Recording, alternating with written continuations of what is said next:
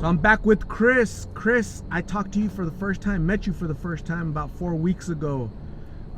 That day, you were out of it, man. You were just super on another planet. How do you feel today?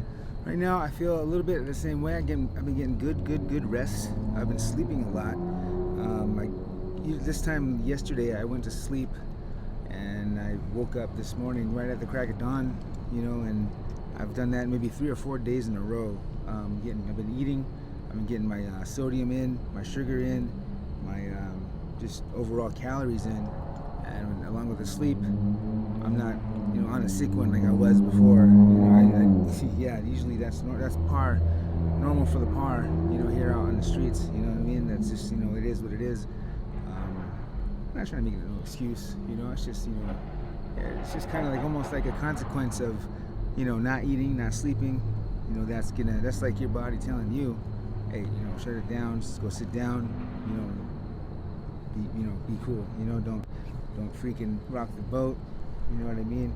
Don't make this situation that you're in any worse than it already is, and kind of just look at the positive things that you have on your plate right now instead of dwelling on the negative stuff, because anybody and everybody can do that. And that's what I've been hearing a lot lately on these streets lately. Somebody just this morning was in a bad way. Some girl called another girl that she felt that she was her sister and called her the B word, and it just ruined her whole morning. And I hope she's doing fine by now. But that's how my morning started this morning. Yeah. So I showed you the video, right? The video that we're doing, and your body was the body contortion, just the movement. That's normal for you? That's that's pretty much that's nothing new. That's normal for me. It's almost as if it's like an impulse. Just kind of like I said, it's just like the consequence of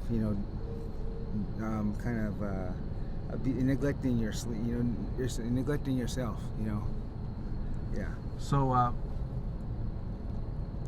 had you slept back then, or were you up for like 2, 3, 4 days? That was probably 2 mornings I was up. So I stayed up. Yeah, around that time. Yeah, I was. Like I said, I was on a sick one, smoking a lot of Fetty powder. I was off the Fetty powder, some blues, and the G, and just the stuff that that's the heartbeat of the streets. That's just how we're able to maintain our myself. And a lot of us that are out here. That's how we maintain our sanity, almost. That's pretty much how we're able to go through what we go through on these streets. Because I always say, like a person will say, I'll ask them, if they have, this, that, or the other, mainly drugs. I'll say, hey, do you got a blue? Hey, do you got some G for this? I got this to trade for that, and the answer will be, oh, I don't mess with that stuff. I don't do that. And I'm thinking in my head, like, well, what are you doing out here on the streets then? Well, what are you doing? Like, am I doing something wrong? Should I be like you? Is what you're doing in your life right now on these streets better than what I'm doing? And I don't know. I just have a lot of questions like that are open-ended that I ask myself when I run into a person like that. Okay.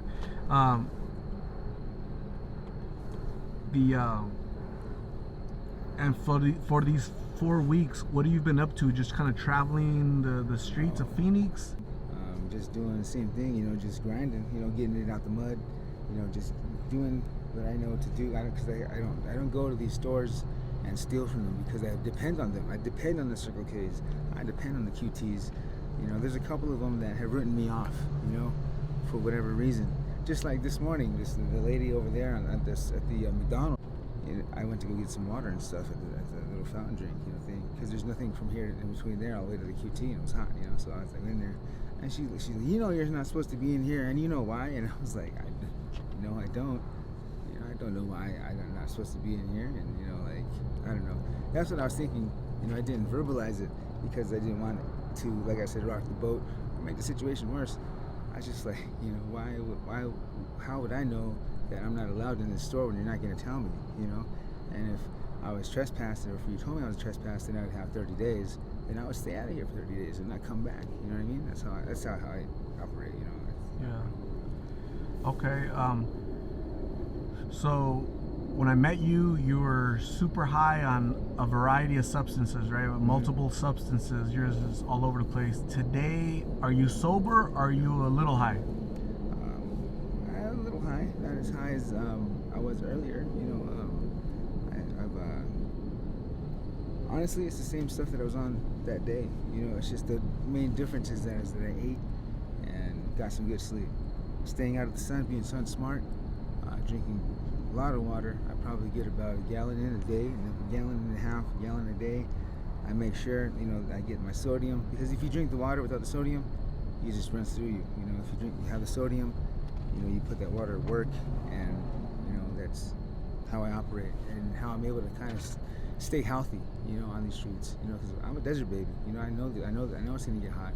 I know it's coming. I know the sun's gonna be right in our faces, and I can only do for myself what I know to not burn up or get dehydrated. Because once you get dehydrated, that's it.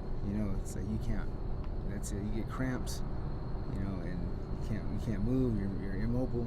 And the next step for you is the hospital, and no one wants to go into the hospital. At least me, I don't want to go to the hospital at all, for whatever reason, never.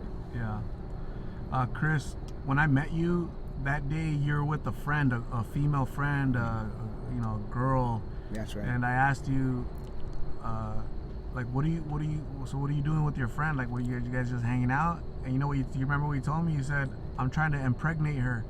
So how did that go? Like, it wasn't her that I impregnated, but I tried. Actually, that girl, that one, I tried finding her, and I did find her, and she was acting brand new. So I was like, okay, well, I'm not even gonna mess with you. And actually, that just right around the corner, dude. I was talking with a friend of mine, and cops pulled right up on us. I was like, oh man. So cops pulled up right on us, and I walked right away. Grabbed the sidewalk, grabbed my stuff, hit the sidewalk, walked. Gingerly, not walking away all crazy. Walked away, and that's just, it is what it is. And that girl, I was like trying to hang out with her. I wasn't trying to chase her around or anything like that. I just was mainly trying to just have carnal knowledge with her, and that's about it. And it was a different girl, actually. Maybe 3 or 4 days later, that actually satiated my needs. You know what I mean? Yeah. You said carnal knowledge? Yeah. Okay. Cool. So Chris, it was really nice seeing you, man. I was just driving by, and I saw you because you're really tall, right? Yeah. And you kind of stuck out. I'm like, I know that dude. And right away, I just knew you. And then I said, Chris. You looked at me all weird, like, who is this dude, right? You didn't recognize me at first, right? So that was kind of funny. But I'm glad you're alive.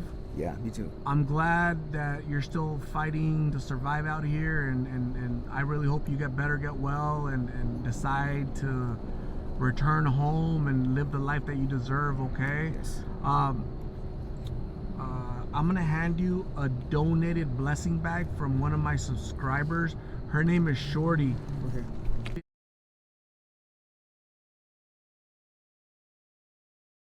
Can you open up that bag to see if those are items that you can use?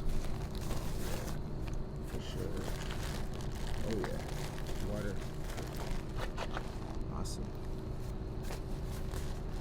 We got some water. We got nice snacks in here. Got some flushable wipes, some socks. Looks like some hygiene stuff, and a blanket. Awesome. And a t-shirt. And a little Can you pull that out real quick? Just the bags. Just pull out the little bags real quick so they can see. Snacks.